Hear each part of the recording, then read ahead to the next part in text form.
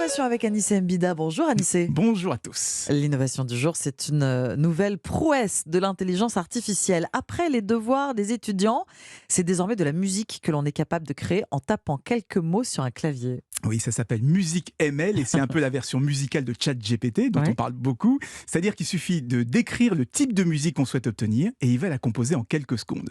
Par exemple, tiens, on va lui demander tout simplement, crée-moi une ambiance club des années 80 et écoutez ce qu'il donne. Ah, on a bien la boîte à pas mal, hein. Ouais.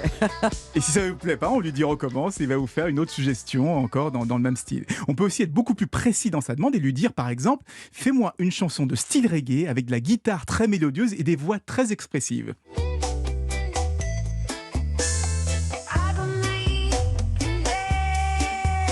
Alors si on écoute bien les paroles, elles disent n'importe quoi. C'est du yaourt. C'est du yaourt, exactement. C'est juste pour faire quelque chose qui ressemble musicalement au reggae, mais les paroles, elles veulent rien dire. Mais c'est plutôt réussi d'un point de vue musicalité. Ça a quand même l'air complètement aléatoire. Hein. Est-ce qu'on pourrait le guider vers une mélodie que l'on a déjà en tête? Ouais, et ça, c'est vraiment pas mal. Parce qu'on peut lui redonner, par exemple, vous savez, la Bella Ciao. Ah oui. Na na na na na na na na na na na. Et lui demander, fais-moi la même chose, mais en style New Age avec des bongos et de la flûte.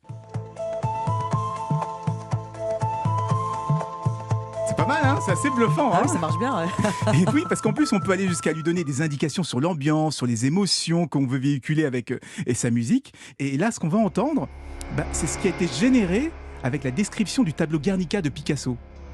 Donc ça donne une ambiance de souffrance, de chaos, de violence, de désolation. Ça marche plutôt pas mal. Hein. Tout ça, rien qu'en tapant un petit texte. Donc plutôt que de fouiller pendant des heures dans des catalogues de musique, des catalogues de sons qui sont tout faits, et bien là, avec ce genre d'outils, on pourrait se créer des banques de sons, mais beaucoup plus personnalisées. Bon, on a envie maintenant de jouer avec. Est-ce qu'il est disponible? On peut l'essayer? Alors non, pas encore. Hein. Contrairement à ChatGPT, ils essayent d'éviter les polémiques, notamment tout ce qui est autour du droit d'auteur, tout ce qui est autour du plagiat. Car on a beau parler d'intelligence artificielle, il faut rappeler que ces outils n'inventent rien, ils font qu'un subtil copier-coller de tout ce qu'on leur a déjà fait avaler. Et donc, il y a forcément du plagiat quelque part. Merci Anissé.